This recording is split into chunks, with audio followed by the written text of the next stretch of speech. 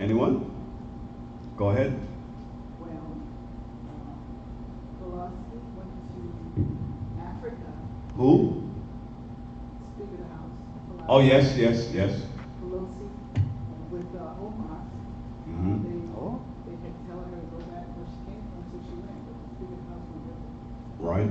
So the news is making a big deal out of that. They also went to the cave of no return. The cave of No return. no return. Mhm. That hit the news and it showed. And to me, it appeared that Pelosi was afraid to go through there, but she was kind of holding back. But they did go there. Any others?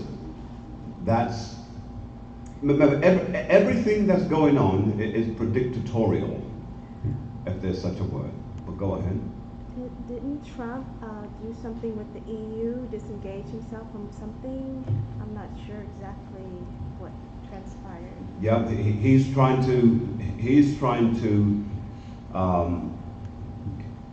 to separate himself from the EU because he wants to create his own type of system. And that's his whole focus. Trump wants to be totally independent. But what he doesn't understand is that the more he distances himself from Europe, he's setting himself up to kick off what's going to start the nucleus for World War III. Because the scripture will tell us, when we read in the book of Revelation, that they will look to America and hate America.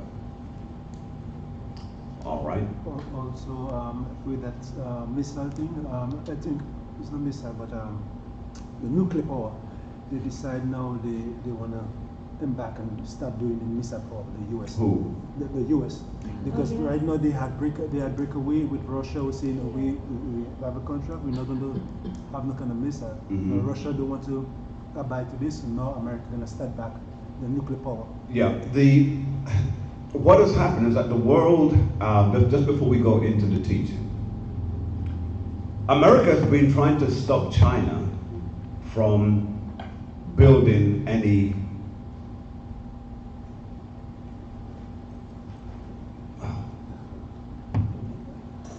nuclear bombs. I mean, there's a term that was, I'm trying to remember it. But they're trying to stop them.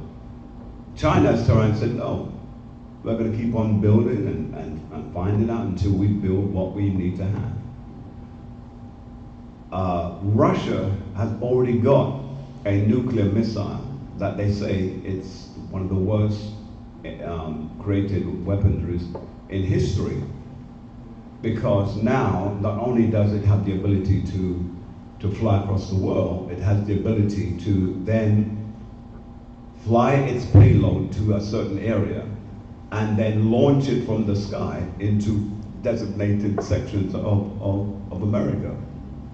So it's no longer just one missile coming over, it's one massive missile coming that has the ability then to shed many missiles into designated places. So Russia is very dangerous right now, and America feels threatened to some degree. They're trying to negotiate with Russia, but Russia doesn't care about America anymore. Russia doesn't respect, because remember, since Obama was in power, Russia has been flying their own jets into American airspace. It's almost like poking their finger at them and flying back. That's right. Yes, sir. I was just going to say, I looked at the missile up, they named it the Satan II. Yes, in fact, you're very right. The new missile that they've set is called Satan II, because they had Satan I, now they have Satan II. You've got to know this is biblical prophecy by the names that they're using. And then they had Moab, the mother of all bombs. Right. Isn't it true that the U.S. has a missile that they're getting ready to test? That's why they wanted to break away from Russia? Well, that's news to me, and I'm going to definitely check that. But it wouldn't surprise me that America is building its own, because America, remember, is the policeman of the world. That's right. And they're the ones kind of in charge of the world. Russia doesn't like it. No. Russia believes that they're bigger, which they are, and therefore they should be in charge. So yes, we have a lot of food for thought. Ladies and gentlemen, yes, question, go ahead. I was thinking, China recently reported that they were going to go to the moon. Yes, that's right. And I think the world knows that the United States did not go to the moon. However, with that threat hanging over America's head, that China may try it. Right. It could be a distraction to distract America. Yeah. Concentrate on really trying to get to the moon to get there before China. Right. So it's a distraction that they're throwing out at the United States to see what's going to happen in their response to it. Right. Hopefully they'll try to work on space instead of some of these nuclear weapons. Correct. That's a very, very good point. Let me repeat what you just said for those who are listening online. Recently in the news it has said that China is looking to go to the moon. Now, everyone who has any sense knows that America never went to the moon. That's right. Never. Now, those who believe it, you're being a little bit naive. They've never gone to the moon. And so now that China has said that they're going to go to the moon, that has put America into a certain challenged position. Because remember, America, when they went to the moon, they put a flag, they said, on the moon at a particular spot.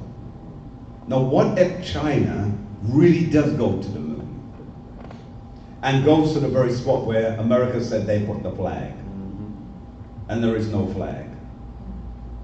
It's a game changer. So we're seeing something that's going to play out.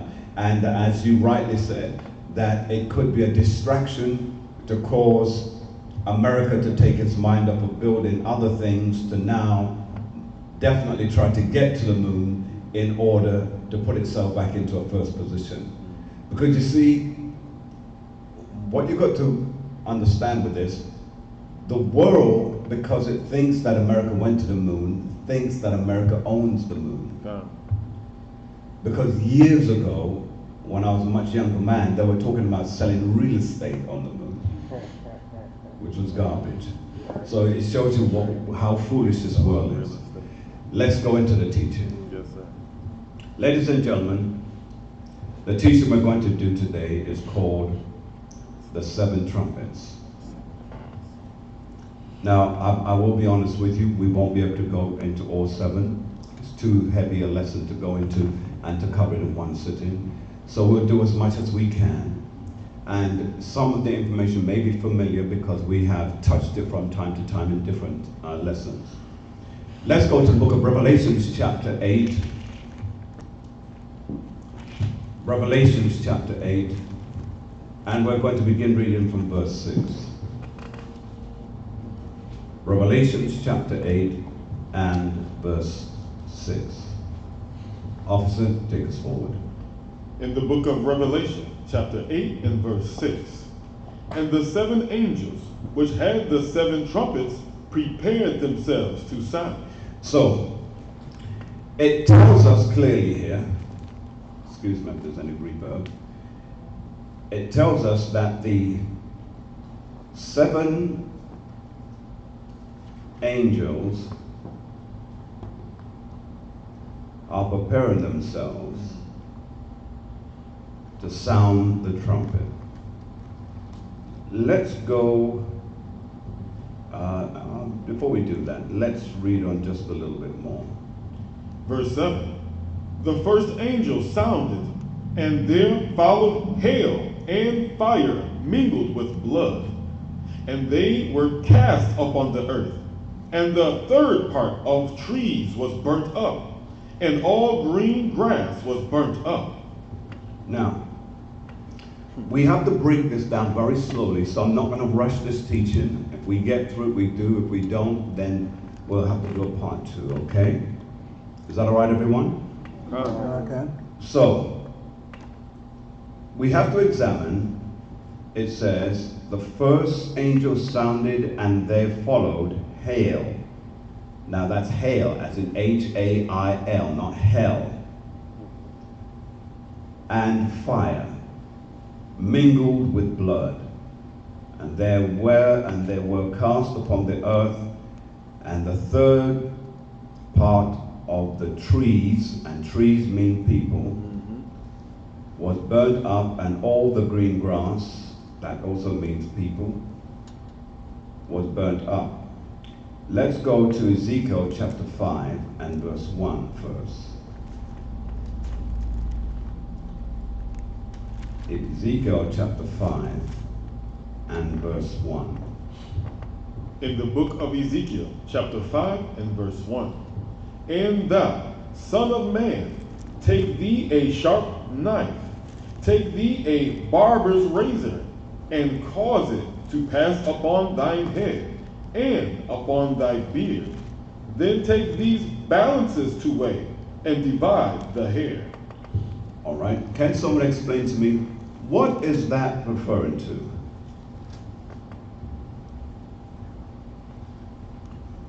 What is that referring to? It says, read verse 1 again. Yes, sir. Ezekiel chapter 5 and verse 1. And thou, son of man, take thee a sharp knife, take thee a barber's razor, and cause it to pass upon thine head, and upon thy beard. Then take thee balances to weigh, and divide the hair. So the hair, the hair must be weighed. So there's the weight of it must be considered, and then it says the hair must be divided. In verse 2 it says, read, thou shalt burn with fire a third part in the midst of the city, when the days of the siege are fulfilled. Read. And thou shalt take a third part, and smite about it with a knife. Now, just so that you understand this whole exercise here, it's dealing with the first trumpet, and is focusing on 70 AD. Now remember, this is about trumpets. Why is it using a particular time, which is 70 AD? Because 70 AD, what took place, ladies and gentlemen? The destruction of Jerusalem. And the destruction of Jerusalem was done by which group of people? The Romans. Now, with that in mind, when we read verse 2, it said, thou shalt burn with fire a third part in the midst of the city, trees, and when the days of the siege are fulfilled, and thou shalt take a third, again, that's now the grass. And what does it say on the next part? And smite about it. And smite about it. With a knife. With a knife. And a third part a third part thou shalt scatter in the wind. Read. And I will draw out a sword after them. And will draw a sword after them. So this is why Israel scattered. Because 70 AD, they were in the city of Jerusalem, and then came the Roman soldiers, and they started to smite them, and they scattered. Many of them scattered into what we call today Africa. Some of them scattered into Saudi Arabia, others into Europe. That will let you know historically why Israel, your ancestors, are all over the world. That's right. Because 70 AD was the scattering. That is the first trumpet. And then it goes, question. So, don't mean to go back, but in the first verse, where it's talking about, take thee the sharp knife, take thee the barber's razor, and cause it to pass it upon your head. Obviously that's the shade. But is that also referring to the cutting and the dividing of us? Yes. Okay. So the weighing is this is the people. The separation. Remember, right now what we're reading about, this is dealing with what takes place in terms of the separation of Israel. This is the prophecy back in Ezekiel's time of what's now going to take place later on in 70 AD that we read about in the book of Matthew and on. But here it's telling us that two-thirds. Let's go back, because you asked a good question. I want to make sure we have it.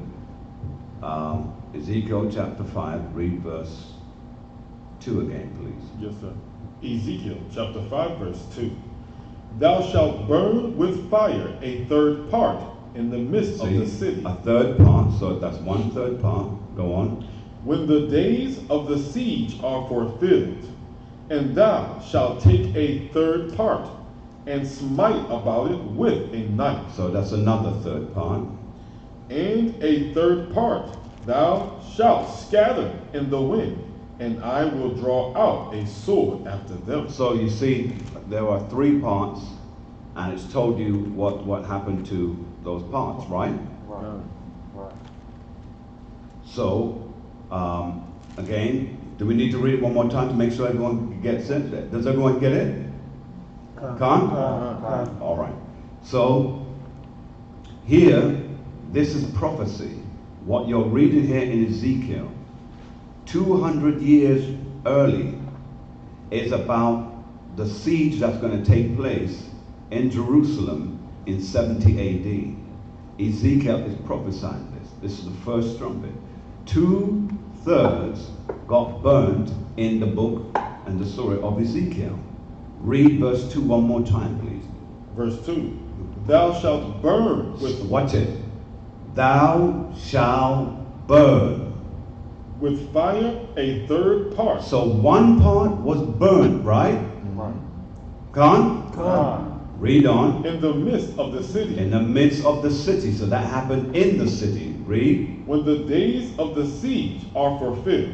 When the days of the siege is fulfilled. Read. And thou shalt take a third part. Take another third part. Read. And smite about it. And smite it. Read. With a knife. So another part was killed. You see that? So that's 2/3 right there. Read. And a third part thou shalt scatter in the wind. And a third part was scattered in the wind. Now, which group of people is this speaking about? The 10 tribes. No. That's true. Remember the northern kingdom, which is the 10 tribes. Remember what I said to you earlier? They had already been taken into by Salamanza, right? So they're away, and that happened in 722 BC. Now we're dealing with Ezekiel getting a vision of what's going to happen in Jerusalem in 70 AD. That's right. We have 1 part that was burned, another part that was killed with the sword, and a third part that was scattered. Now that's why I'm going over it the way I am, because this is easy to be confused, and it's really quite straightforward if we take it slow. That's right. Because if we do it like this, then you can explain it to whoever. This won't be foreign to you. Can't? So then, when we read this now, let's read verse 3 of Ezekiel. Verse 3. Thou shalt also take thereof a few in number, and bind them in thy skirts. So there's a few that's going to be bound up. That means not everybody gets to escape, not everybody gets to be burned, not everybody gets to be killed with the sword. And so when we see that now, let's hold that for a quick moment. Let's go, if you please, to Psalms 11 and 6. We're going to keep vacillating back to these scriptures, so pay attention, please. So Psalms chapter 11 and verse 6. Let's read. The book of Psalms, chapter 11, verse 6. Upon the wicked he shall rain snares. So it says, upon the wicked he's going to rain down some snares. Continue. Fire and brimstone. Hold it a moment. Fire and brimstone. Are you seeing the correlations there? Yes, sir. Yes. All right, continue. And a horrible tempest. And a horrible tempest. Well, what is a tempest? Storm. Right, that's the storm. That's water, right? Uh, Go on. This shall be the portion of their cup. This shall be the portion of their cup. So, let's read it again, if you please. Psalms chapter 11, verse 6. Upon the wicked he shall rain snares, fire and brimstone. Stop. Fire and brimstone is what we read in Revelations chapter 8 and 7 that deals with the hail. That's right. Right? Con. Is everybody there with me? I'm determined that you're going to get this. That's why I'm not flying through like I normally would. So Revelations chapter 8 and 7. Anyone got Revelation chapter 7? 8 and 7? Yes. Just read it aloud where you are. Read. The first angel sounded, and there followed hail. There followed what? The first angel sounded and there followed hail. And fire. And what? And fire. And fire mingled with blood. mingled with blood. And they were cast upon the earth. And they were cast upon the earth. And the third part of trees. And the third part of trees what? Burnt up. Burned up. You can stop there. Now let's go back to Psalms chapter 11 and verse 6 and read what it says. Upon the wicked he shall rain snares. So he's going to rain snares. That's the hail. Fire and brimstone. Fire and brimstone. You just read it. So you're seeing it ties into Revelations chapter 8 and verse 7. That's right. Read. And a horrible tempest. And a horrible tempest. Read. This shall be the portion of their cup. This shall be the portion of their cup. All right, hold that. In fact, drop that, but go to Isaiah 51 and I think it's 11 or 17, I'm not sure.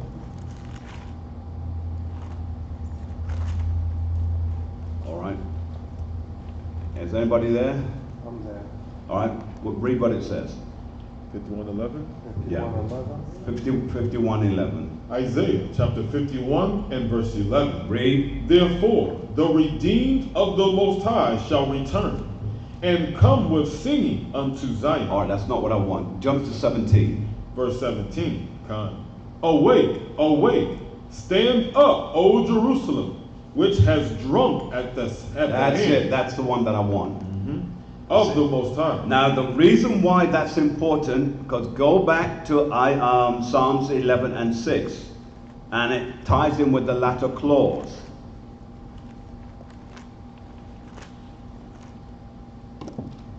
Psalms chapter 11, verse 6. Upon the wicked he shall rain snares, fire and brimstone, and a horrible tempest. This shall be the portion of their cup. See, the portion of their cup.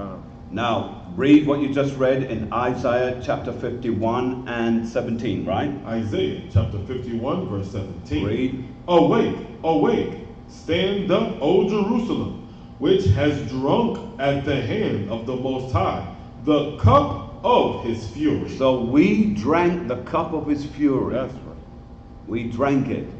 And that's why we found ourselves in the problem that we found ourselves in, because it was inevitable. You had to drink it. That's right. I'm not going to drink that cup. I'm not going to let anyone chase me out of my city. Yeah?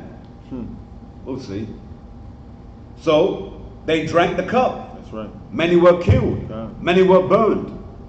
Many escaped, and some were taken, That's right. bound up as slaves. Now, now what you're going to see, the prophecy is showing you something here. Those that were captured by the Romans were captured, bound up, and became what? Slaves. And what that's showing you is what's going to happen for the future. That's right. What the Romans did was what they were going to do in a more gigantically impacting way in the future. Because they ended up, remember, the same people who had us enslaved, well, they were Romans. Romans are Edomites. So they're the same people. Different time, but they came back again and did this thing. Is that making sense to you so far? Yes, sir. All right. So let's, if you please, go back to Ezekiel chapter 5. Ezekiel chapter 5, and let's read 3 and 4. Yes, sir.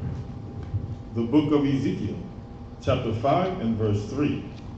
Thou shalt also take thereof a few in number, and bind them in thy skirts. Then take of them again, and cast them into the midst of the fire, and burn them in the fire.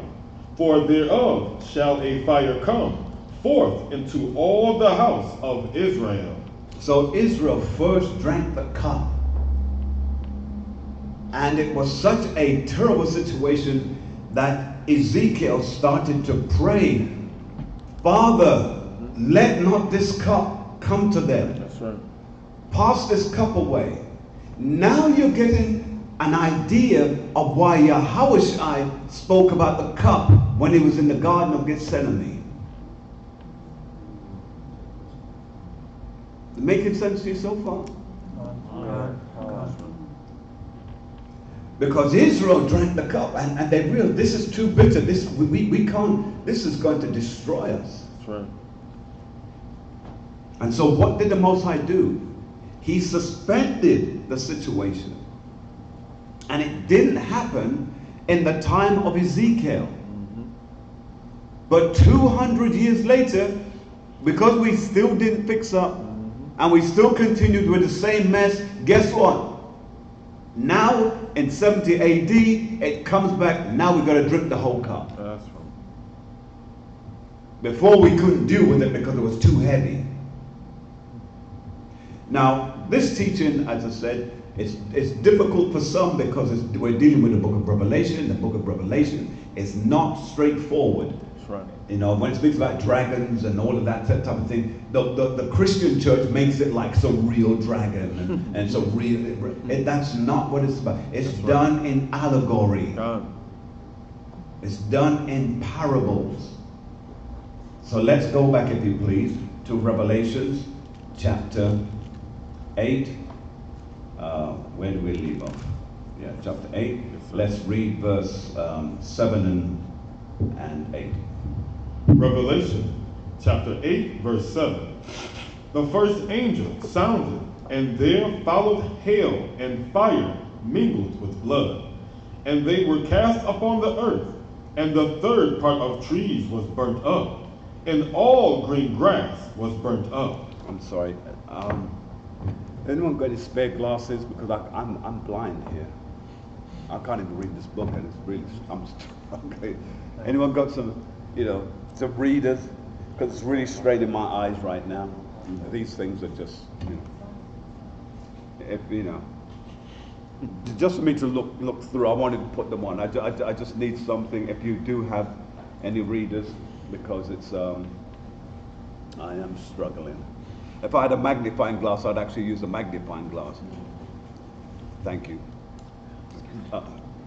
Thank you, son. Thank you. This one seems good. Oh, praise. Right. Oh, yeah.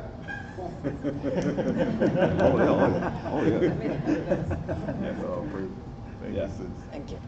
Oh, yeah. I mean, like, Right. God. Oh, praise Right. God. Okay, I'm back to life again. It's amazing how we take this thing for granted, all right? Yes, sir. Eyesight. All right, so we finished reading verse 7, right? Okay. I want you to go to 2 Kings, chapter 19 and 26 for me.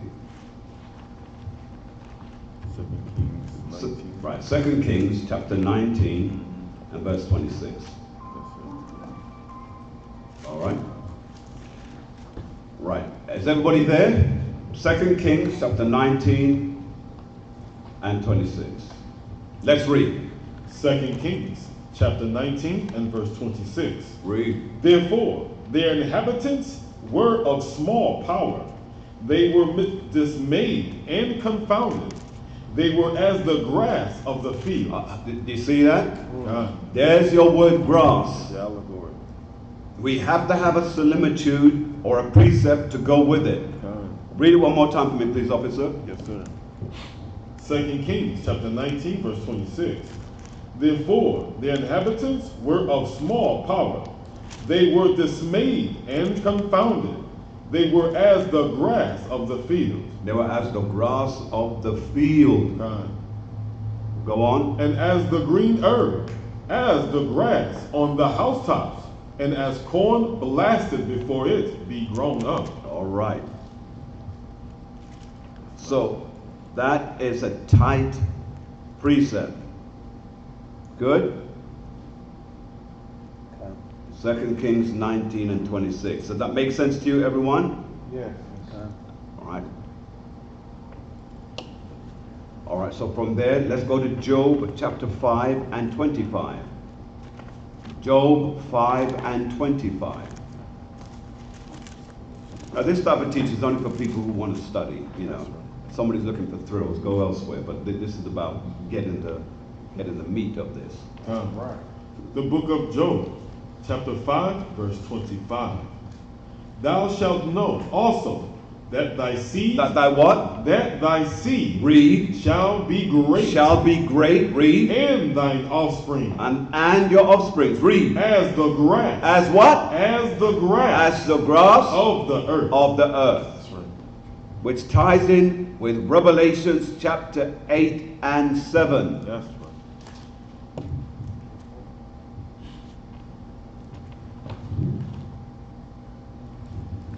Because the latter clause of Revelations chapter 8 and 7 says, and the third part of the trees were burnt up, and all the green grass was burnt up. That's right. See that? That's heavy right there. Ah, Let's go to Lamentations chapter 2 and 1. Lamentations chapter 2 and 1. Do mark these precepts because they're good tying in precepts, and you want to be able to relate to where the scriptures is trying to lead. that's right.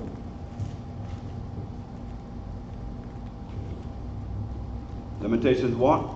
Chapter 2 And one. verse 1. Let's read.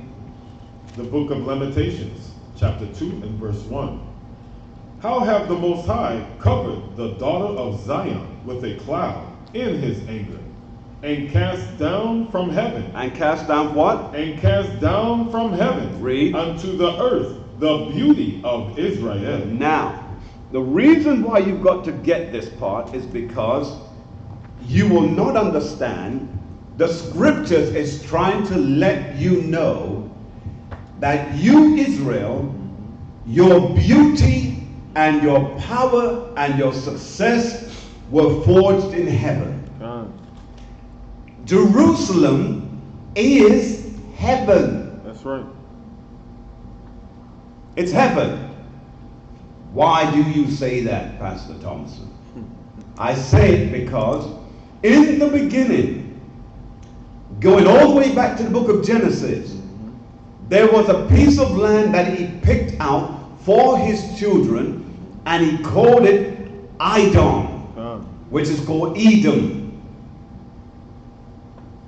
The Garden of Eden, because the whole earth is Edom, but the garden was a special place that he picked out and was called the Fertile Crescent. That's why when we read it again if you please, it tells us clearly that the daughters of Zion, you have been cast down from heaven. It's not talking about literally coming down from heaven. It's saying out of the place that was heavenly to you, because everything in our land, it could grow. There was no fruit that couldn't be grown there that was all over the world that couldn't be grown there. There is no sustenance that we needed that we have to go all over the world to get, because the Most High put it all there for his children. That's right.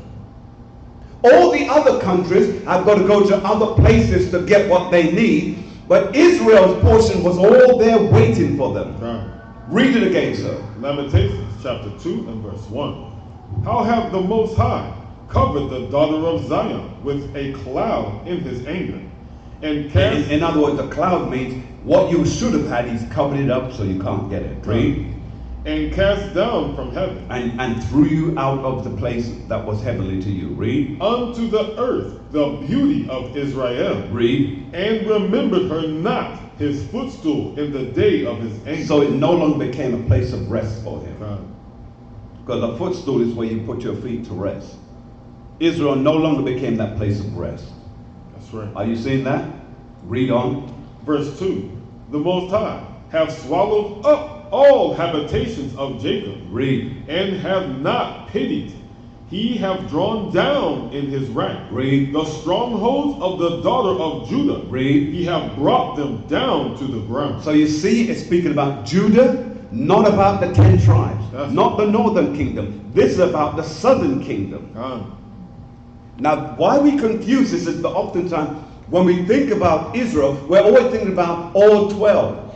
But 10 was separated. That's right. And the other, it's 3 of them, but it's really 2. But Levi's included in that, you see. They was put through a separate trial. And when Israel went into captivity, we all didn't go in at the same time. Under different captivities, different groups of us were in captivity, if you follow me closely. Yes, sir. So let's go back and read on. I mean, are you with me so far? You following? You getting this? Good. All right, let's go. He hath polluted the kingdom and the princes thereof. Read. Verse 3. He hath cut off his fierce anger, all the horn of Israel. Read. He hath drawn back his right hand from before the enemy. Read. And he burned against Jacob like a flaming fire, which devoureth around about. Go on. He hath bent his bow like an enemy. He stood with his right hand as an adversary, and slew all that were pleasant to the eye in the tabernacle of the daughter of Zion. He poured out his fury like fire. Like fire. So you see, he had no mercy on us. That's right. Because we truly messed up. God. Did we not mess up? Yes, sir. All right. From there, Amos chapter 5. Amos chapter 5. Let's begin at verse 1. I'm giving you all the precepts to this, and I'm doing an overkill, because so that when you go back and study it yourself, all the scriptures you need to understand that verse, you will understand. In other words, you can't say, I don't understand it. What? With all the scriptures I gave you to go with it? You will understand it, right? Are you all making notes? Yes. Oh, yeah. Good. All right, let's go then. Verse 1. Amos chapter 5, beginning at verse 1. Amos chapter 5 and verse 1. Hear ye this word, which I take up against you, even a lamentation, O house of Israel. Read. The virgin of Israel is fallen. She shall no more rise. She is forsaken upon her land. There is none to raise her up. For thus saith the Most High Yahweh, the city that went out by 1,000 shall leave 100, and that which went forth by 100 shall leave 10 to the house of Israel. So it shows you how scanty Israel became. Continue. Verse 4. For thus saith the Most High unto the house of Israel, Seek ye me, and ye shall live. Read. But seek not Bethel, nor enter into Gilgal, and pass not into Beersheba, for Gilgal shall surely go into captivity, Read. and Bethel shall come to naught. Seek the Most High, and ye shall live, lest he break out like fire in the house of Joseph, Read. and devour it, and there be none to quench it in Bethel. Continue. Verse 7. Ye who turn judgment to wormwood, and leave off righteousness in the earth, seek him that maketh the 7 stars in Orion, and turneth the shadow of death into the morning, and maketh the day dark with night, that calleth for the waters of the sea, and poureth them out upon the face of the earth. The Most High is his name. Most High is his name. Where it has the Most High, it should read Yahweh is his name. But remember, they took all of that out and just put Lord in. So bear that in mind when you read it. Go ahead. On the first part of that verse, seek him that maketh the 7 stars and Orion. Yes, those are the constellations. Okay, that is what it's referring to. I was going to Yes. say there's something with that. Right, those are the constellations that he has made for his children. Now, what I want you to bear in mind, ladies and gentlemen, when you read that, keep in memory what you're reading there is tying in. So go back to Revelations chapter 8, read verse 7 again. Read verse 8, I should say, again. Revelation chapter 8 and verse 8. And the second angel sounded, as it were a great mountain, burning with fire, was cast into the sea. Was cast into the sea. Read on. And the third part of the sea became blood. Now, this that you're reading, it's dealing with it says, and the second angel sounded, and as it were a great mountain. You have to take or pay particular attention to the words that are used. It uses the term mountain. Why is it using the words mountain? You all should know this because it's one of the basic things that we have taught. What does the word mountain refer to? Government. Government. So whenever we use the word government, it is dealing with, the word government deals with, mountain means government, nations, kingdom. Make a note of that. The word mountain refers to government, nations, kingdom. All right? So, then, when we are reading this verse that we're reading is still tying in with the first trumpet, which still ties in with 70 AD. Are you with me so far? Now, let's just pull up a couple more precepts if you don't mind. Again, I'm overloading you with precepts so that when you read it, even if I'm not around and you read it for yourself, you can say, yeah, that makes sense. Yes, that makes sense because it's all tying in. Let's go to Jonah chapter 3 and verse 4. Jonah chapter 3 and verse 4. And then I'm going to prove to you that the word mountain means government in just a moment. Scripture tells us that we must prove all things. Let's read. The book of Jonah, chapter 3 and verse 4. And Jonah began to enter into the city a day's journey, and he cried. So he's saying that the city was so large that he's already done a day's journey into the city, and he's not at the end of the city yet. I show you how big this city is, read. And he cried and said, Yet 40 days, and Nineveh shall be overthrown. Go on. So the people of Nineveh. Skip that, jump to verse 10. Verse 10.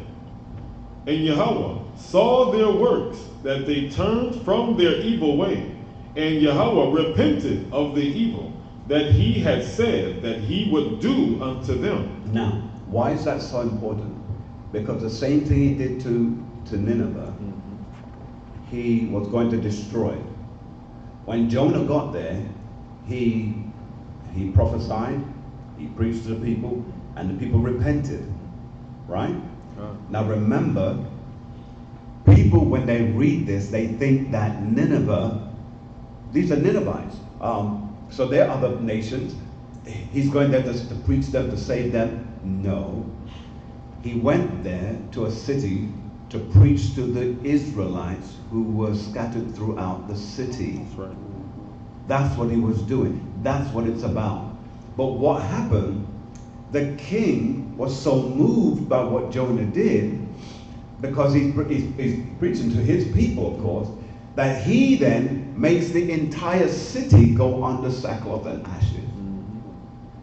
The king is so moved, and to the degree that what does he do?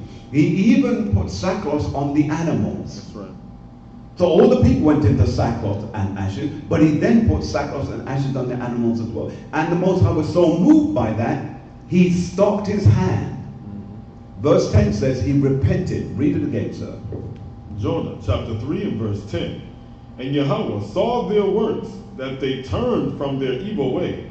And Yahweh repented of the evil that he had said that he would do unto them. So he repented of what? The evil works that he was going to do. That's right. Now, all right, brothers, tell me, why did the Most High God not destroy Nineveh? I just told you. Yeah. Let's see if you're paying attention. Because they repented. Brothers, go ahead. Yeah, because they repented. Then they repented. So how did they repent? Well, they turned from the evil ways. Yes, The good. things that they were doing, and the Most High see that they had to turn away from. Okay, all right. Yourself? They had to declare a fast. Go on. And they literally turned. They said, look, we're not, we're just going to, they put on sackcloth and ashes. All right, good. And this began with whom? The king and the noble. Right, so the king all the way down. All right, making sure that everybody's on the same track. All right. So is that clear with everybody? Can I give you one more precept to make sure that that's even tighter? Please. Let's go to Zephaniah chapter 2 and 13. Zephaniah 2 and 13. Zephaniah chapter 2 and 13. And with all of this, there's no way you can't say, I don't know. You do know. All right, go ahead. Zephaniah chapter 2 and 13. Go ahead and read when you got it. The book of Zephaniah, chapter 2 and verse 13. And he will stretch out his hand against the north. He will do what? And he will stretch out his hand against the north. Against the north. Go on. And destroy Assyria. And do what? And destroy Assyria. Go on. And will make Nineveh a desolation. And you see that? So this is what happened to Nineveh. Because they didn't continue That's right. to stay in right stead, guess what he did? He then, this is what it says. It says, and he will stretch out his, in fact, let me begin from verse 12. Ye Ethiopians, also you shall be slain by the sword. That's right. You're going to be destroyed too. Because our people were in there, but still carrying on like them. That's right. And in verse 30 it says, and he will stretch out his hand against the north and destroy who? Assyria. And he will make what? Nineveh to do what? Desolation. To become desolation. And do what? Dry like a wilderness. Dry like a wilderness. Right? So then if we want to take it any further, if you wanted to even drive that point home even more, you go to Amos chapter 7 and 4. Don't go there, just make a note of that. All right? Okay. So, that's what we have, right? Go back to Amos chapter 5 and 7, please. Amos chapter 5 and 7. Yes? Read it again. The book of Amos, chapter 5 and verse 7. Ye who turn judgment into wormwood, and leave off righteousness in the earth. Seek him that maketh the 7 stars in Orion, and turneth the shadow of death into the morning, and maketh the great dark with night, that calleth for the waters of the sea, and poureth them out upon the face of the earth. The Most High is his name. Most High is his name. Yeah. And look, we've only done 2 verses, or 3 verses, from Revelations chapter 8. We did 6, 7, and 8. And look how much has come out of that. That's right. See? So now, if you please, let's go to verse 9. Verse 9. I said I was going to prove to you that the government is... That's right. Let's go to Isaiah chapter 2 and 2.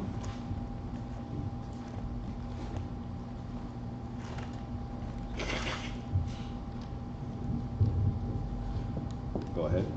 The book of Isaiah, chapter 2 and verse 2.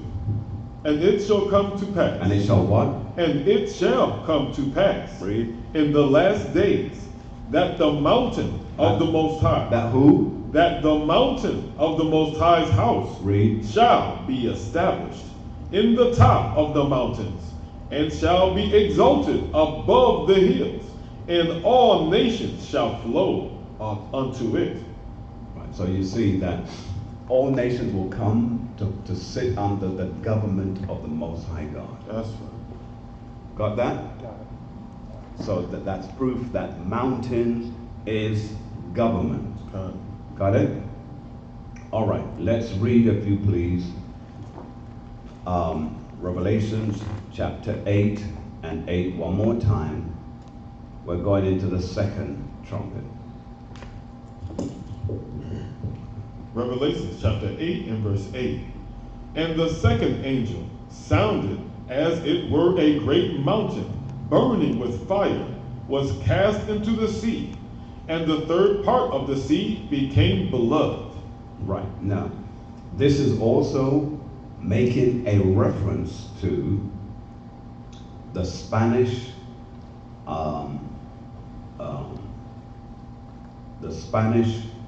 invasion. Why? Because the mountain that is speaking about here is referring to what's called the Great Spanish Armada. King Philip II waged war against England under Queen Elizabeth I. Now, during that time, they had the best army in Europe. There was no army better than the Spanish army. This all took place in 1492. This is the 2nd trumpet. 1492 is the date for that one. Now this is now focused on the northern kingdom. Remember, 70 AD, we were focused on what? The southern kingdom. But now, 1492, we're dealing with the northern kingdom. The northern kingdom, we established, was all of the different tribes, from Reuben, all the way, Naphtali, all the way, Asher, Simeon, all the way down, right? So now, ladies and gentlemen, we're going to read verse 9. Read verse 9. Revelation chapter 8 and verse 9. And the 3rd part of the creatures which were in the sea. Stop. Read it again. And the 3rd part of the creatures. Of the creatures. Now the reason why you mustn't always miss out on words like creatures, because the word creature refers to who? Us, people. It's not speaking about, sharks and whales and all of that. It's speaking about us, because the Bible said that we are creatures. Right. Go into all the world and preach the gospel to every creature. That's right. That's what the scripture says, right? That's right. So then it's telling us that we are creatures. So here it says, read verse 9 again. And the 3rd part. And the 3rd part of the creatures. Of the creatures. Which are in the sea. Which were in the sea. Now that word sea, and what it's speaking about is us. Why is us in the sea? Because remember, under the Spanish, they trail the coast or the seas with dead bodies of slaves. That's why our bodies of the northern kingdoms are in the sea. So let's read it again slowly so that we make sure that we keep it on par. Revelation chapter 8, verse 9. And the third part of the creatures which were in the sea. That's the northern kingdom, which is us. Go on. And had life, died. Died. So the northern kingdom died as a result of being under the Spanish rule. Now, for those who don't understand this, remember, the Spaniards first came to South America, the conquistadors, and when they came there, they had flags on their ships that had a giant red cross. Now, in the vision of many of those natives, they believed that a Messiah would come from the sky or from the waters with a flag that would have a red cross on. So when they saw the Spaniards, they thought it was the Savior. That's right. But instead, what did the conquistadors do? They killed, they raped, and they plummeted the northern kingdom in the South Americas. That's right. Then they called them our slaves. Hence the term Hispanics. So you now, when this is why it's so ignorant when our people use words and you haven't looked into it. Years ago, when they were calling my parents West Indian, I wanted to find out, what does this word Indian mean? And when I found out, I was so appalled. I don't like when people refer to my bloodline as, oh, you're West Indian, because I'm nobody's slave. Now that's my attitude. Being a slave is a whole other situation. Now, before I go any further, is there any questions that anyone has in the audience?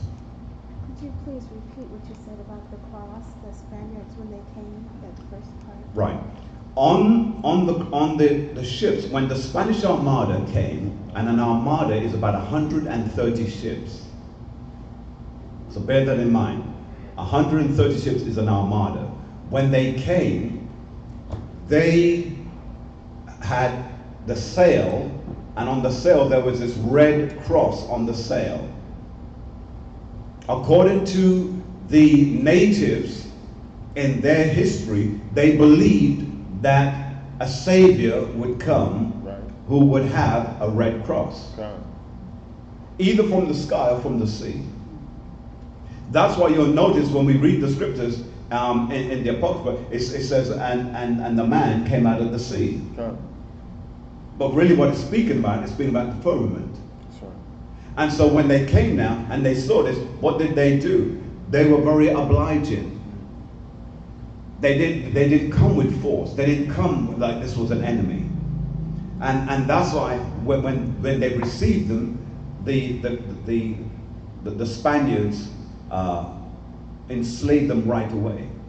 So much so that according to history, they took over 600 slaves from South America and brought them back. It is reported that 200 to 300 of them died along the way, and they threw their bodies overboard. Their bones mark the leading from South America all the way back to Spain, across what is called the Middle Passage. So, our people, and remember the 12 tribes are our people. That's right. And we've got to get used to saying that. That's right. And we've got to teach our people to use words like that. Because the scripture says, my people who are called by my name should what? Humble themselves and do what? and pray. Come. So we've got to get into the attitude of humbling ourselves with each other. We don't. We've got this attitude with each other. Question, go ahead. Why was it why people thought that the Messiah was coming Because it was under a superstition that they culminated or put together. It wasn't biblical because remember, at this point, the northern kingdom had strayed. The northern kingdom had come into their own philosophy. Because, to prove a point, let me show you. Let's go back, if you please, to 2nd Ezra, chapter 13, and we're going to read verse 14. Let's read that. In the Apocrypha, 2nd Ezra, chapter 13 and verse 40. Those are the 10 tribes which are carried away prisoners out of their own land in the time of Hosea the king, whom Salmanasar the king of Assyria led away captive, and he carried them over the waters, and so came they into another land. Read. But they took this counsel among themselves, that they would leave the multitude of the heathen, and go forth into a further country, where never mankind dwelt. Where never mankind dwelt. That's why our people were the first people in the Americas. What they call South America, Central America, North America. Those are our people. We even inhabited early sections of the border going into Canada. But there was another group, they call them native Indians, who came down, because they came through the Barren Straits, and they came down, Eskimo looking like type people coming down from that, and I use that as an example. They came down and they existed in the northern section of Canada. And that's why when the Aboriginals, which was our people, who are the 10 tribes, met with them, they fought. When the Indians were fighting, they were fighting like that. The other 10 tribes, they never fought. Why? How do I know this? You read the books, it tells you that they had what's known as a Great Indian Council. Because they were still trying to follow some of the things that was in their land, which was coming together, as we do when we come together for the tabernacles and so on. That's right. They were still doing the practice, but they had lost sight of it. Now we're going to find out how. Go ahead and read, sir. Verse 42, that they might keep their statutes. Read it again, because you stumbled. I want that to be clear as crystal. Read it again. Verse 42, that they might keep their salaki, that they might read it again. Read it again. It has to be clear as crystal. Go ahead. 2nd Ezra chapter 13, verse 42, that they might keep their statutes, good, which they never kept in their own land. See that? Go on. Verse 43, and they entered into the Euphrates by the narrow passages of the river, for the Most High then showed signs for them, and held still the flood till they were passed over. So the Most High God kept the waters back that they could go across and end up in the Americas. It was a plan of the Most High God for that to happen. People think that they fortunately fell upon that. Behave.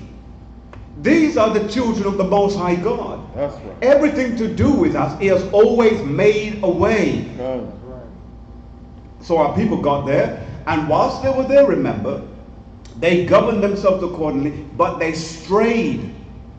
Because it was still in them to stray away from the laws, statutes, and commandments. That's right. How can you say that? Because the scripture says, go back to 2nd Ezra chapter 4. And let's read verse 30. 2nd Ezra chapter 4 and verse 30. For the grain of evil seed hath been sown in the heart of Adam from the beginning. Stop. So we see that the evil seed existed. And so even though they wanted to do well, it was inevitable that the creature was made subject to what? To sin.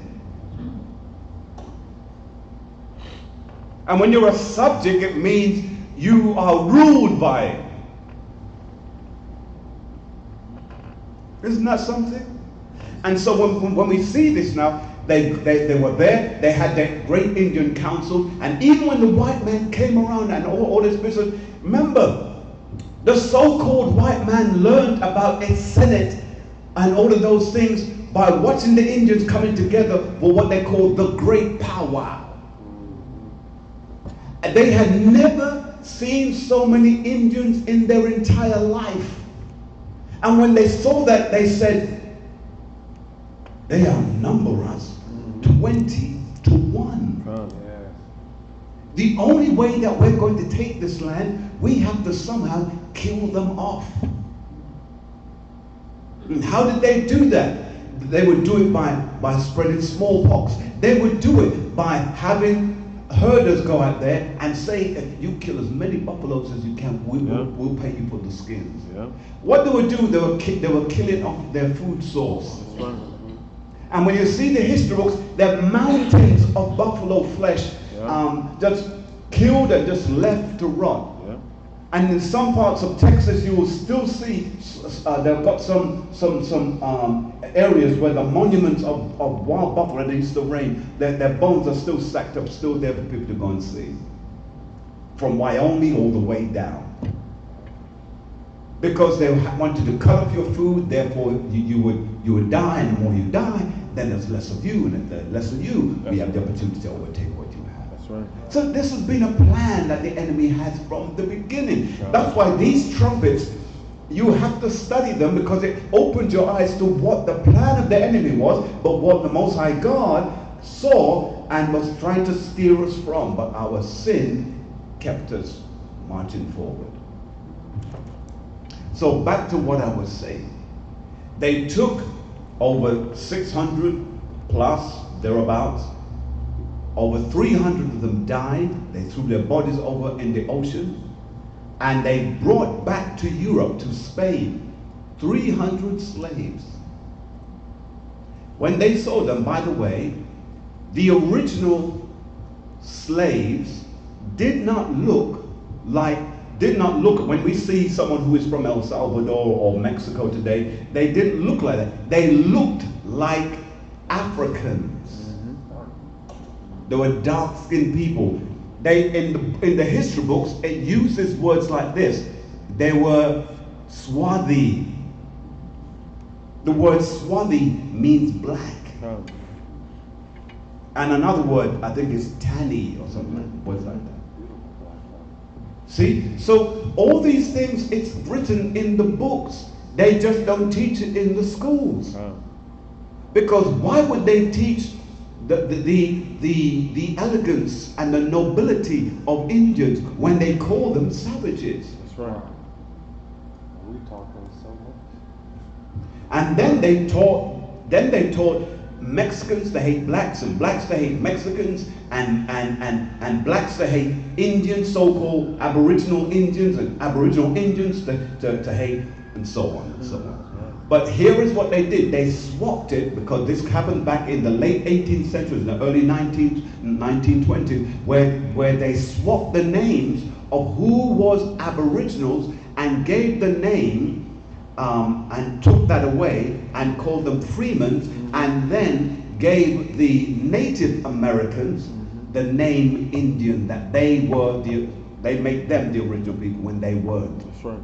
Because the native Indians are not all people who are considered to be the tribe of Gad. That's right. That's right. Not all of them. Some of them are. Why? Because some of our people mixed with them. But not all of them. Are you seeing how heavy this history is? So now when we go further now, I hope, yeah, question, go ahead. You use the term Hispanics. Can you give a definition of it? I'm sorry? therefore Hispanic. Hispanic. What was the definition for it? His slaves. That's right. His slaves. When you spell it, you got his Spaniard. His With an Spain. N at the end. Spaniards. Hispanic. The Spanish lady. Exactly. Espanol. So now when we go over now, let's read verse 9 again, Revelation chapter 8 and verse 9. Yes, sir. The book of Revelation, chapter 8 and verse 9. And the third part of the creatures which were in the sea and had life died, and the third part of the ships were destroyed. So this was our northern brothers that were killed off, going back or being taken back to Europe. Right? Read. Verse 10. Hold on.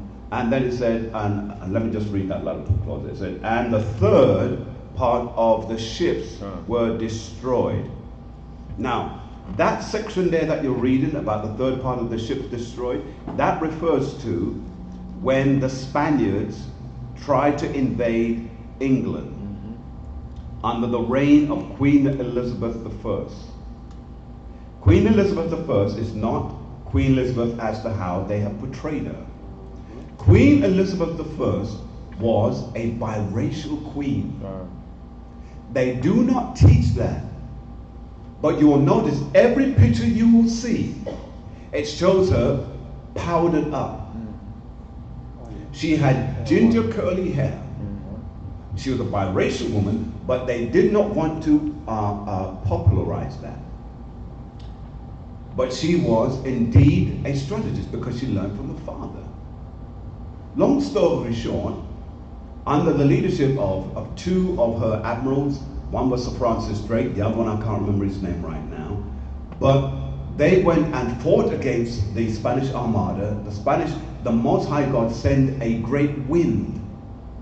And what it did was, because remember when they were coming, they had horses and all of those things on their ships. And remember, in that age, the best ships that were on the water were the Spanish ships. There was no other ships that could beat them, because they could carry animals and all of those things. All the other ships weren't built like that. Right. But after the destruction of what took place between the war between Britain and Spain, the Spanish Armada was so destroyed that on an economical level, Spain never recovered for many, many years. That's right. And that's why Britain then overtook and started going to the countries that Spain had developed. Remember, Spain owned Florida. That's right. Wow. That's right. So, and Spain owned Puerto Rico. Spain owned Cuba. In Jamaica, there was a section, I see your hand, there was a section in Jamaica that's called Spanish Town. And when you go there, all the buildings look like you're in Spain. That's right. And most of the people in that area, they're all very light-skinned people. What you call high yellow, we call red. Very light-skinned people, and they all live in that area there. But they're Jamaicans. That's right. You had a question? Well, yeah, Spain also owned California, Texas, so correct. Half of the United States. Correct. Because you'll find that during the time of the splitting up of America, they wanted to make parts of America countries. Today you call them states, but back then they wanted to make them countries. The dukes and all of those people who were buying into them, they wanted to call that this is Ohio, this is my country, and I'm the king or the lord over it. That's what was, and again, it's in your history books. But after there became a rivalry between America and England against the crown, then they fought to make America an independence. There you go. You see? So all of those things exist, and that's why, again, they don't teach that in your schools. They do, they just twist it. You see? In fact, they call it education in reverse. That's right. That's that twist. So now, let's go back. Let's read, if you please. We're at verse 9. Verse 9. All right. Now, we're going to go to verse 10. But before we go to verse 10, I want you to understand that verse 10 now links us in to the third trumpet. And the third trumpet is 1619. 1619.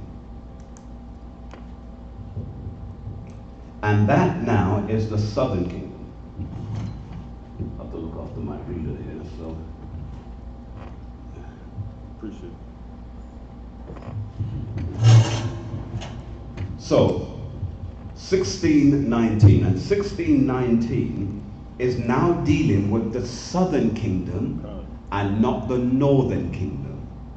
Remember, in 1492 we're dealing with the northern kingdom. That's right. Right? But in 1619 we're dealing with the southern kingdom. Are you with me? Let's read verse 10. Revelations chapter 8 and verse 10. And the third angel sounded, and there fell a great star from heaven, burning as it were a lamp. Now, there's something that I missed out which I should have mentioned, because we use the word, I think it'll come out here. Let me see. Yes, it will come out here. It will come out. So, read it again, if you please. And the third angel sounded, and there fell a great star from heaven, burning as it were a lamp. Read. And it fell upon the third part of the rivers, and upon the fountains of water. Read. And the name of the star is called Wormwood. Read. And the third part of the waters became wormwood. Read. And many men died of the waters, because they were made bitter. Now, I'm going to vacillate backwards and forwards in verse 10 and 11 a little bit, so forgive me. I just have to go according to how my brain is working at this point. Okay. Now, wormwood is, some camps teach that wormwood is Chernobyl. Chernobyl is the nuclear reactors center that exploded and caused that whole area to become radioactive.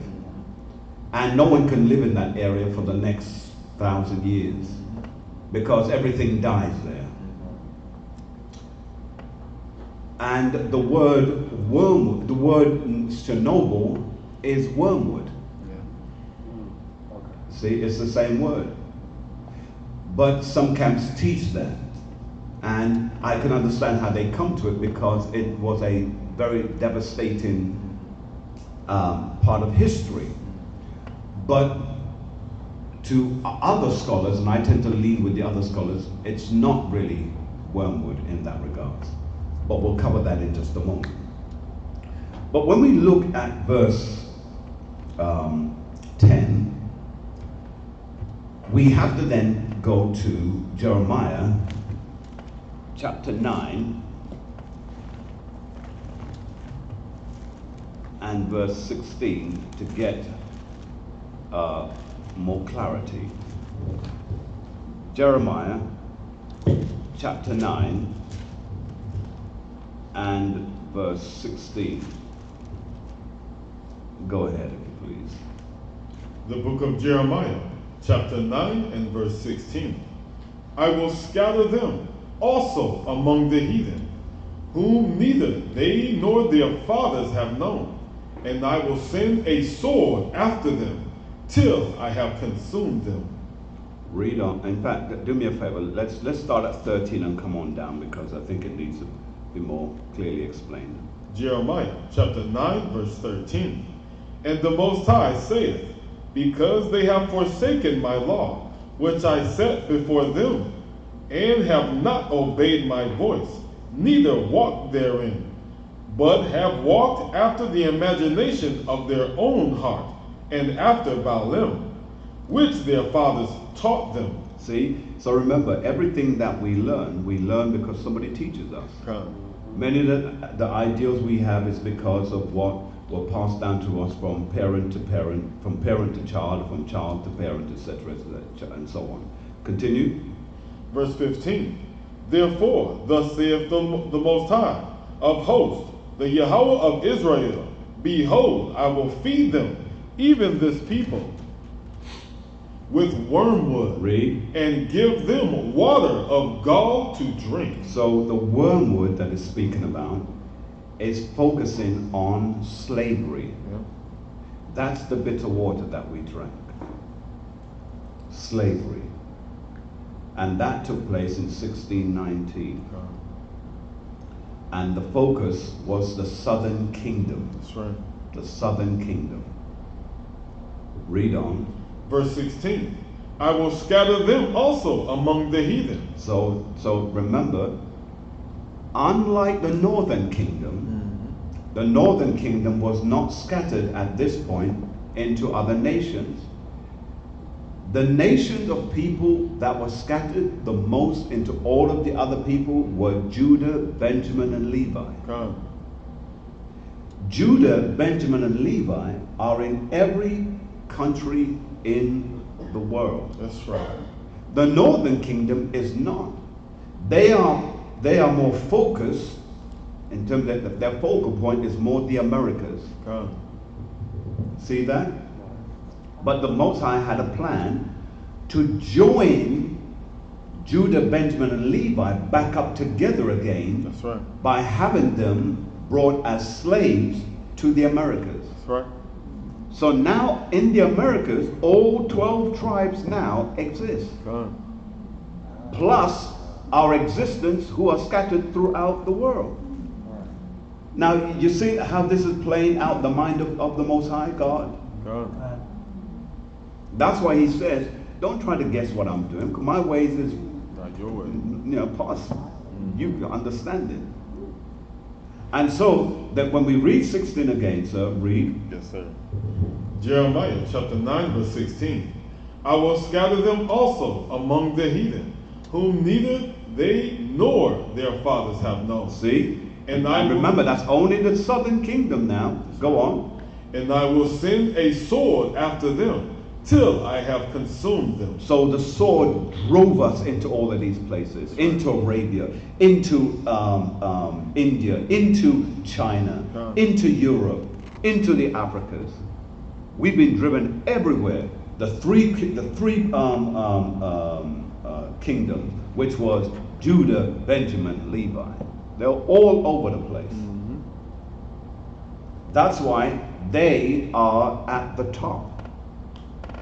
That's why they're at the top of the 12 tribes chart. And Judah being the princely, the sovereign. Because that's from where the scripture says that Yahweh, he comes from. Isaiah chapter 30 and 20. Just run there for me. 30 and 20? Yeah.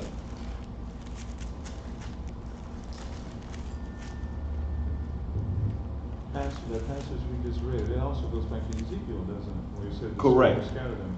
Correct. Very far. Correct, sir. Correct. Absolutely. The book of Isaiah, chapter 30 and verse 20. And though the Most High give you the bread of adversity, there it is, and the water of affliction, yet shall not thy teachers be removed into a corner anymore. Now, the reason why that's important, we're going to come back to this verse as well, because, read it again slowly, sir. And though the Most High give you the bread of adversity and the water of affliction, yet shall not thy teachers be removed into a corner anymore, but thine eyes shall see thy teachers. Now, why is that so important? Because, as it says, let me go through it again. The adversity, it says, though the Lord gave the bread of adversity and the waters of affliction. Remember, because remember, the waters always deal with us drinking from a cup, right? So keep that in mind. Yet shall not thy teachers be removed into a corner. The teachers are the prophets.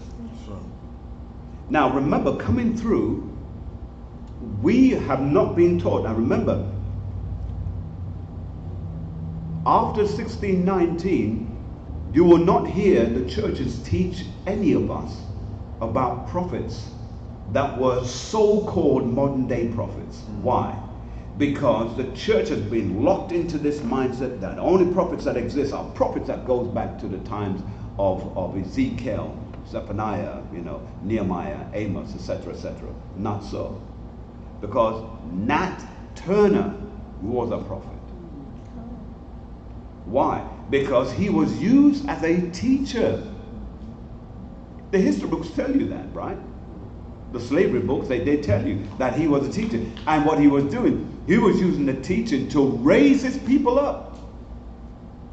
And so, when we see this now, he said, this is what it said. It said, ye shall not thy teachers be removed into a corner anymore. Meaning that the teachers are going to come out. And they're going to come out swinging with this word. And thine eyes shall see thy teachers. What does it mean? Today, there are teachers on the street. That didn't happen before. Because Christianity is not about going out on the street. Christianity is about keeping it in a building. Let's pay millions of dollars for it. And let's keep everybody coming in. And these are my people. That is the wrong concept. That's right. Because the people are out there. And we have to go, the scripture said, this is what Yahweh said, to the highways and the... He told us, then why is the church locking themselves up in a building like this? That's right. Because you keep the money, you keep the people, and they become the ones that you keep draining from them. You want from them, but you never give to them. And yet in the book of Malachi, it says that we're meant to have a storehouse, that if our people need help, we can help them. That's why we give. And if you don't, this is why we should give. Because you never know when you're going to need some few dollars that the church should be able to bless you with. That's right. Am I lying? Or did you say dying? So that's what it's about here. So then it says, but thine eyes shall see thy teachers. And verse 21, read for me please, officer. Yes, sir. This is Isaiah chapter 30, verse 21. And in thine ears shall hear a word behind thee, saying. So you're going to hear a word, read. This is the way. Walk ye. Say it again. This is the way. You have to have teachers who will say, this is the way. We had that experience just last night. But to teach some people, this is the way. I know you have your way. I see, and then when you look and you see, this is Christianity? Right. No, honey, this is not what the Most High wants. No, brother, this is not what the Most High wants. And then you have to say, this is the way. Read. Walk ye in it. Walk therein it. Read. When ye turn to the right hand. Read. And when ye turn to the left. Read. Ye shall defile also the covering of thy graven images of silver, and the ornament of thy molten images of gold. Thou shalt cast them away as a minstrel's cloth.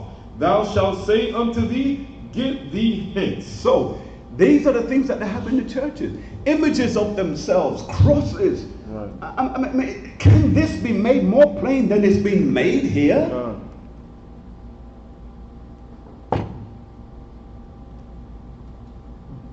Wow. Let's get back to this. All right, let's get back to Revelations. Yes, sir. Read Revelations chapter 11 again for me, please. The book of Revelation, chapter 8, verse 11. And the name of the star is called Wormwood. Called what? Wormwood. Called Wormwood. And the third part of the waters became wormwood. And what? And the third part of the waters became wormwood. Read, sir.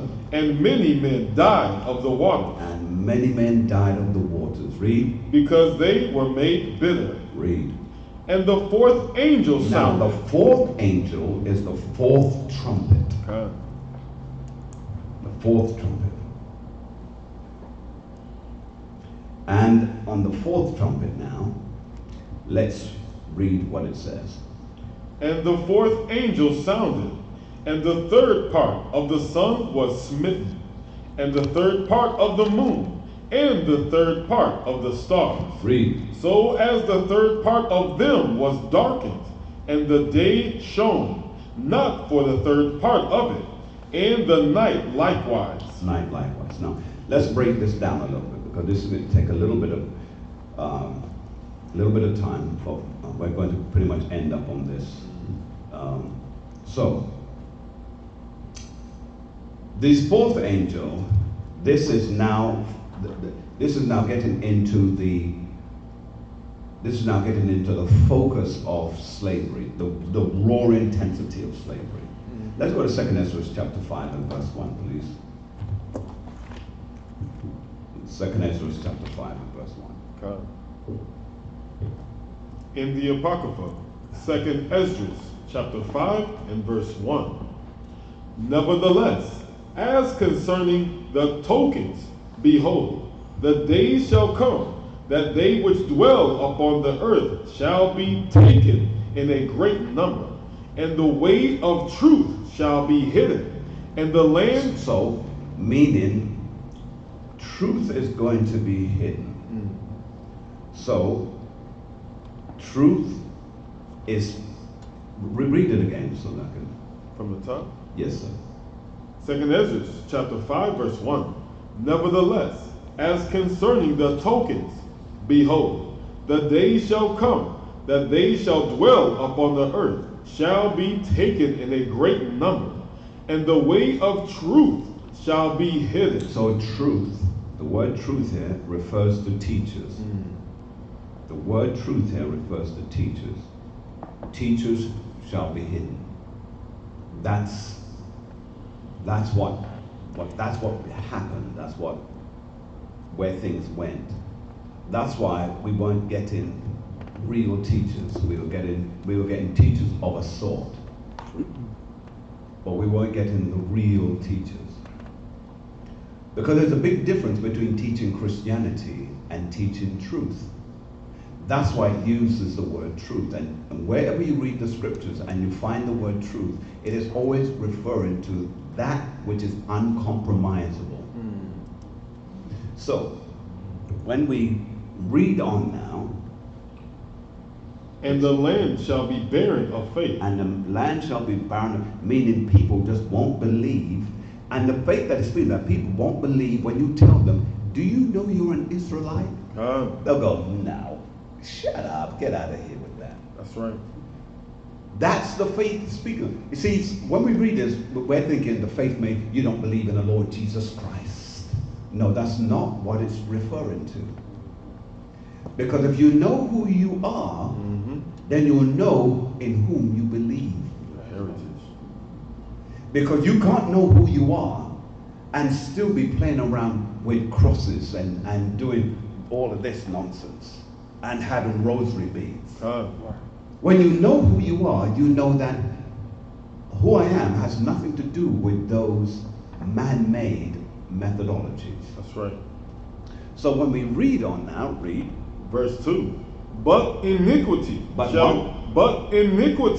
shall be increased above that which now thou seest, or that thou hast heard long ago. So has iniquity increased? Greatly. Yes. I mean, if two men sucking up on each other's face in the street is not increasing, I don't know what is. Two women? Read on. Verse 3. And the land that thou seest now to have root, shalt thou see washed suddenly. Salaki, see wasted suddenly. But if the Most High grant thee to live, thou shalt see after the third trumpet. Notice what it says. But if is not a guarantee. if the Most High grants thee to live, thou shalt see after the third trumpet. Read. That the sun shall suddenly shine again That in the the night. sun will what? Suddenly shine again in the night. Now, what does that refer to? The sun is not going to shine at night. There's been songs that were written. It shall be night there shall be light in the evening time. A time of glory we shall surely find. No, that's not what it's referring to. It's a nice song, however, but this is what it's referring to. It's saying that after the third trumpet, that the sun shall suddenly shine again in the night. So in the darkest hour, the knowledge of who Yahweh Bashem, Yahweh Shai is, will raise up greatly. That will become like a light in darkness. That's why the other scripture said, arise and shine, for the light has come, and the glory of the Lord is risen upon me. There's a knowledge that's coming that we never knew before. And that's why when you hear this type of teaching, you're like, what? Because it's like, it's dizzying up your brain. Because I've never heard it like this before. That's right. And it has a completely different spin from Christianity. And so it goes on and says, read. Verse 5. And the blood shall drop out of wood, and the stone shall give his voice, and the people shall be troubled. Shall be troubled. So all of those are allegorical. See? So stones, we know, does not bleed. You know, and blood shall drop out of wood and stones. No, that's not what it's speaking about. It's speaking about the fact that the very thing that was dead is now going to be made alive. And so when we understand this now, ladies and gentlemen, please make a note of this. Truth means teachers.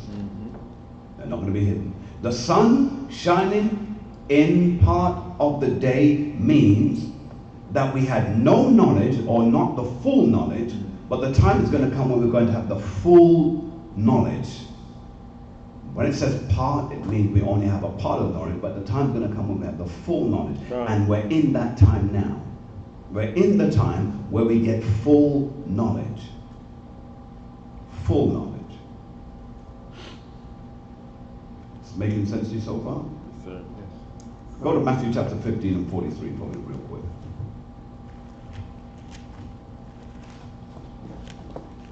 15:43. 15:43. Yes, sir. No, it's on 39. 39? Give me, give me 13. Matthew 15. No, Matthew 13. 13. That's it. That's what you're looking for. Yeah. And 49. Yeah. 47. Psalm 47. Yes, sir. The book of Matthew, chapter 13, verse 47.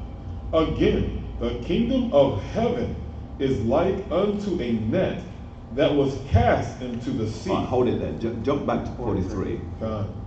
Matthew chapter 13, verse 43. Then shall the righteous That's it.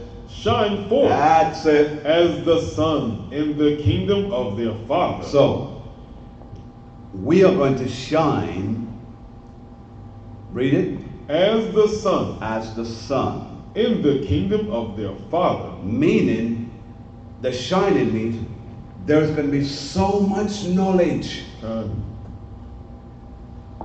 You will have so much knowledge, so much intellect, so much wisdom, so much know-how. There is nothing that will be impossible for you not to create in that kingdom age. It will be glorious. That's right. You will think it and you can do it. and it will be a blessing unto the nations. Right now, when you hear about an iPhone and you can watch a movie on an iPhone or any phone for that matter. If my father, who died at the age of 36, 37 years of age, I'm in my 60s. If my father could come back from the grave and see what I've seen, he would say, this is marvelous. This is witchcraft. Because this would be beyond him. Now, we think that this is something fabulous. But in the kingdom age, the things that is going to reveal to you that you will be able to do will blow your mind. That's right. It will blow your mind. Any questions? Because okay. Any questions? No? Don't worry. I'm going to switch off the faucet in just a moment because I know it's overtaking the brain at the moment. All right. I promise you. All right. So let's go back and read verse 12 again. Revelations. The book of Revelations, chapter 8 and verse 12. And the fourth angel sounded, and the third part of the sun was smitten, and the third part of the moon, and the third part of the stars, so as the third part of them was darkened, and the day shone not for the third part of it, and the night likewise. Right, go to Daniel chapter 12 and 1. Daniel 12 and 1. Yes, sir. Go ahead. Daniel chapter 12 and verse 1.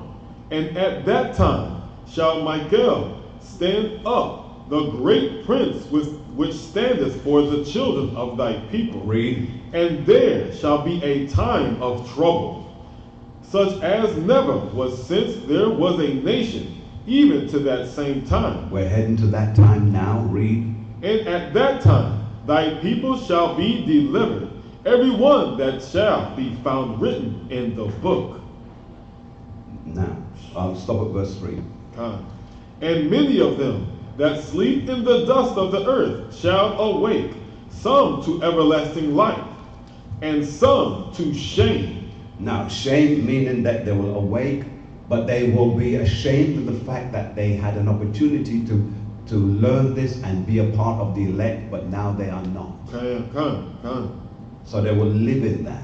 Go on. And everlasting contempt. So, and notice it will be everlasting. It won't be like, oh, you feel this way for a little while. No, you will feel this way for always.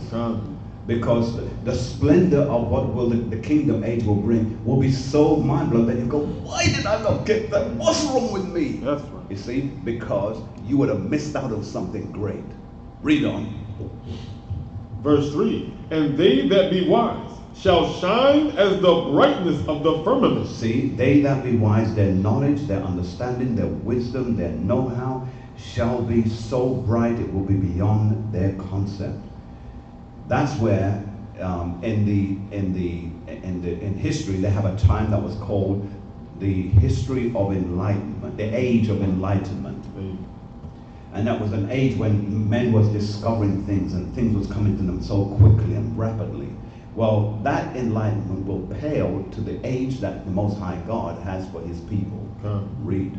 And they that be wise shall shine as the brightness of the firmament. Read. And they that turn many to righteousness as the stars forever and ever. You will be memorialized. Those of you in here who you have won people to this truth and they're still walking in this truth, you will be memorialized because Most High God said that you became his mouthpiece. You spoke, and when you spoke, the words came, and that man, that woman received it, and now their life has been changed forever.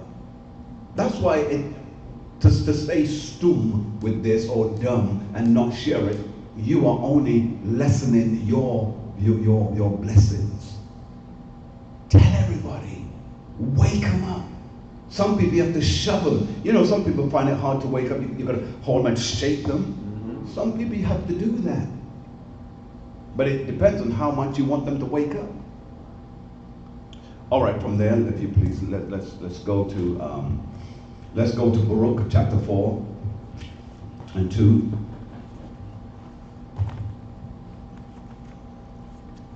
Baruch chapter 4 and 2. Yes, sir.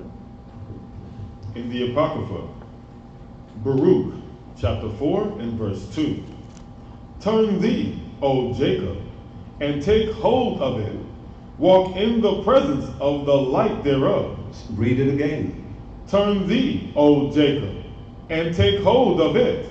Walk in the presence of the light thereof. Read. That thou mayest be illuminated. Maybe what? Illuminated. Go on. Give not thine honor to another. Don't give this away to anyone else.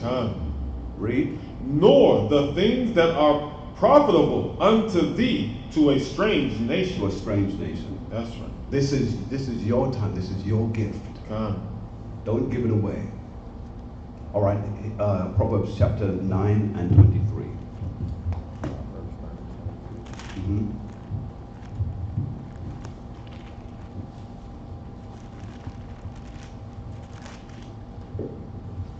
Proverbs 9 was 18.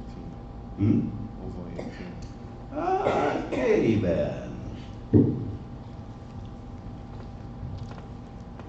Read 18 for us.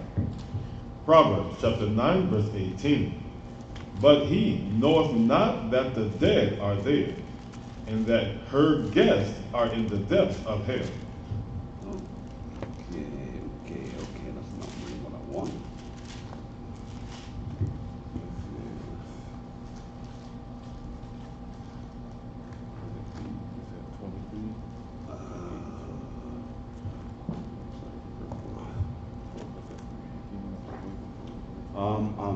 Bear with me. Go to 8. 8:23 is I was set up from everlasting. Yes. The book of Proverbs, chapter 8 and verse 23. I was set up from everlasting, from the beginning or ever the earth was. Mm-hmm. Go on. When there were no depths, I was brought forth. When there were no fountains abounding with water, before the mountains were settled, before the hills was I brought forth. While as yet he had not made the earth, nor the fields, nor the highest part of the dust of the world. When he prepared the heavens, I was there. All right, stop. I'm trying to find what I want. I'm not finding it. So bear with me just a quick minute, please.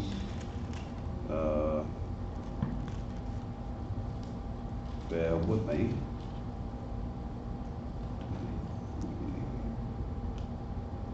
All right, let's leave that for the moment. Yes, 6 and 23. There it is. The book of Proverbs, chapter 6 and verse 23. For the commandment is a lamp, and the law is light. Is what? And the law is light. Read. And reproofs of instruction are the way of life. Are the ways of life. All right. Let's go back to Revelations and let's end up on 13. Then we're done. Yes, sir. I think this is a good place to start. The book of Revelation, chapter 8 and verse 13. Read. And I beheld and heard an angel flying through the midst of heaven, saying with a loud voice, Woe, woe, woe to the inhabitants of the earth, by reason of the other voices of the trumpet of the 3 angels, which are yet to sound. Now, what is that? Put your hand up. What is that? The 3 woes. What does it mean? All right, so one hand, and the other hands. 2, 3.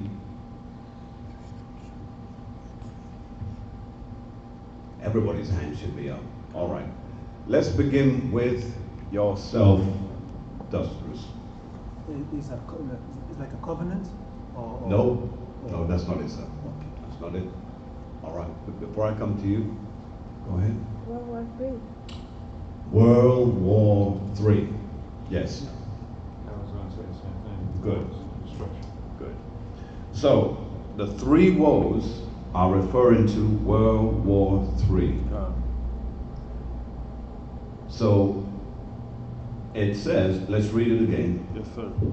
Revelation chapter 8, verse 13.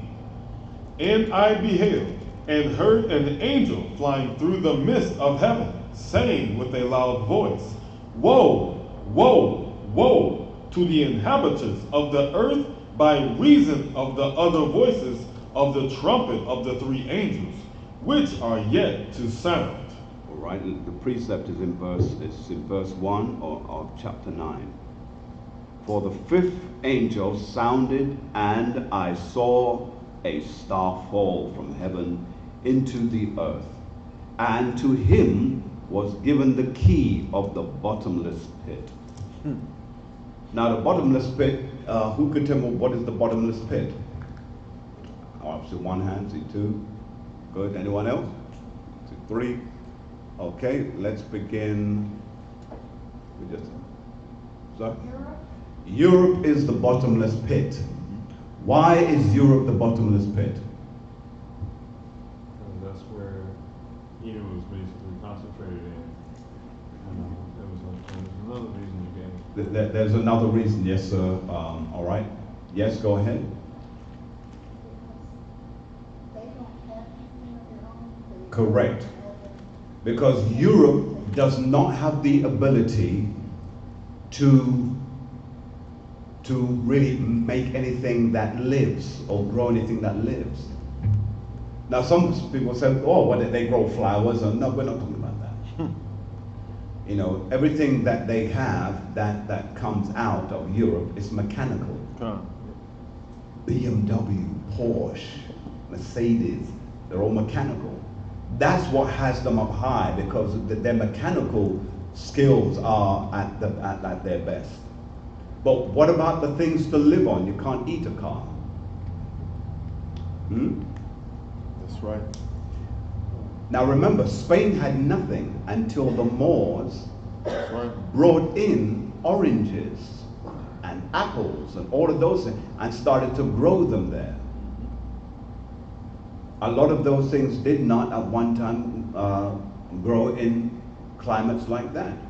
Over the years, many of those things have become hybrids, and that's why over the years they've now learned to grow.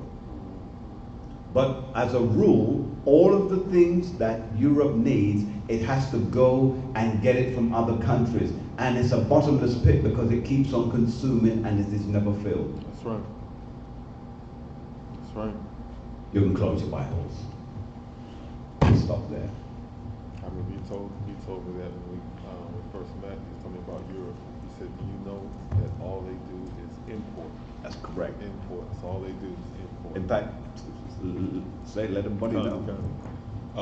Yeah, I remember the elder had introduced that to me when I first met. He told me about the UK. He says they never export foods and goods and perishable items. They only import because they cannot produce for themselves. All of Europe. Some people call it like a concrete jungle because they cannot produce for themselves. That's the reason why the EU is to stay together.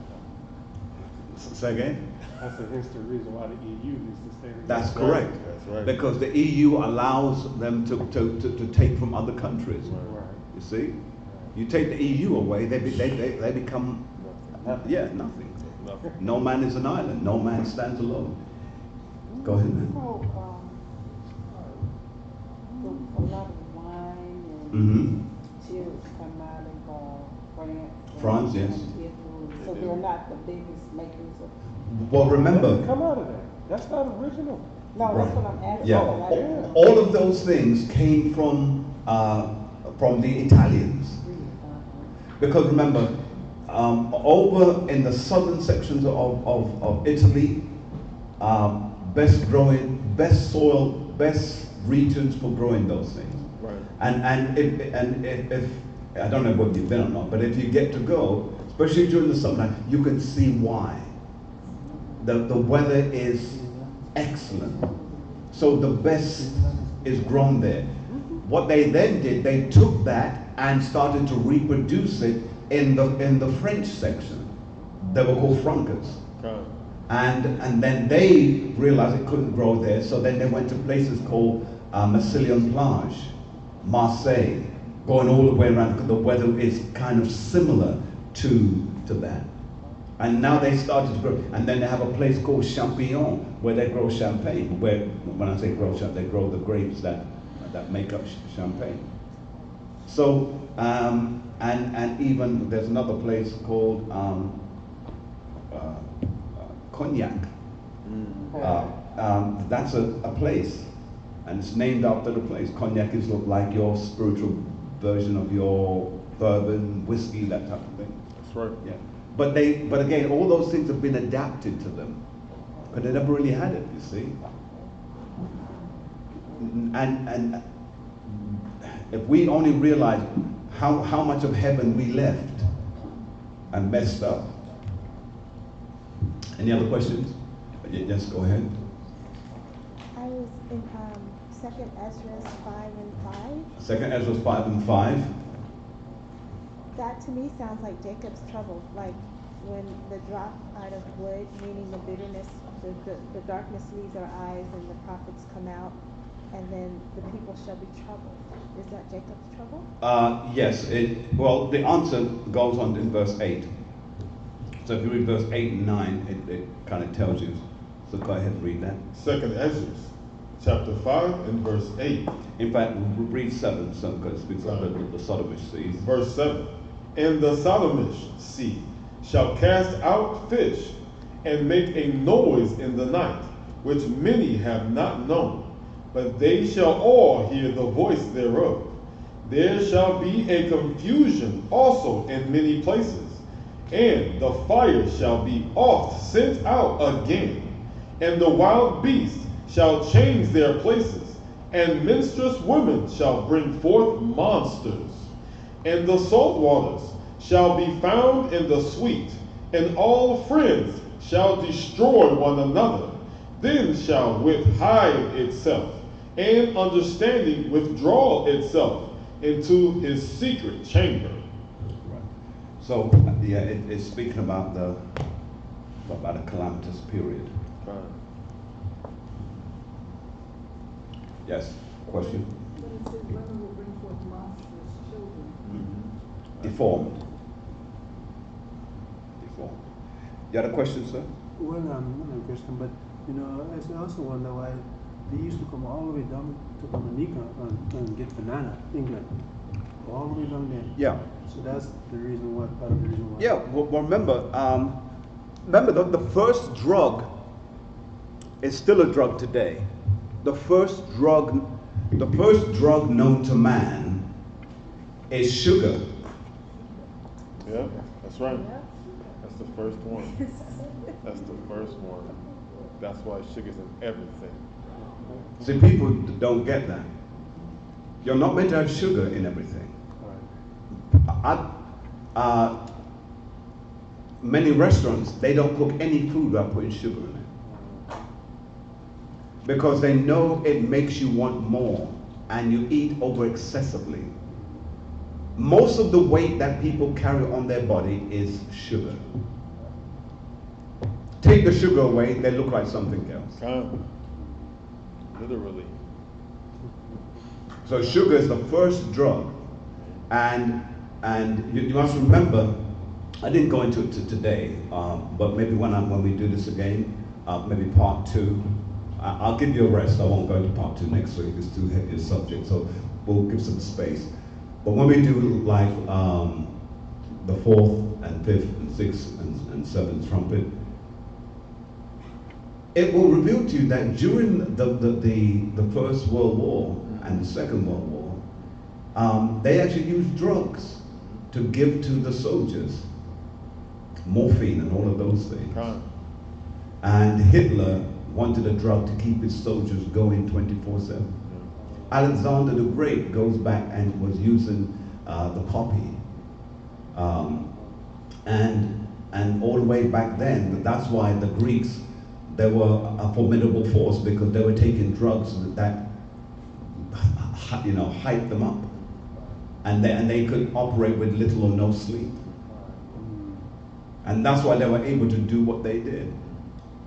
So all of these things that exist in history, as I said, the backdrop of all of these things are never taught. And that's why we remain in ignorance. But this is why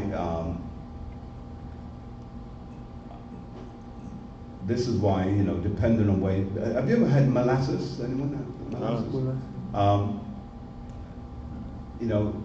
You have to be careful of all of these things. That's something you put your finger in yourself and think, oh, I need to have some more. Because it has a, It's very sweet. and you have to learn to curb that. The scripture speaks primarily only about one type of sweetness. And what is that? Honey.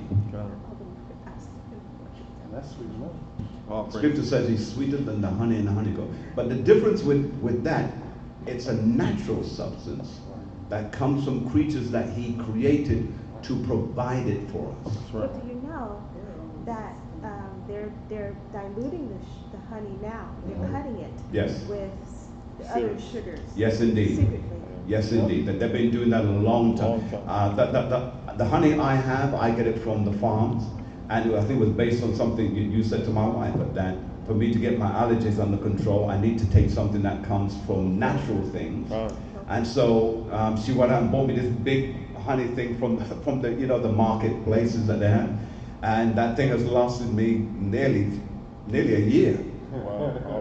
Because you can't take a lot of it. It's just too sweet. That's right. Do you know that in Africa, there's a honey that doesn't change your glycemic index? It doesn't raise your blood sugar like regular honey. Regular honey does raise your blood sugar. There's a honey in Africa that does not.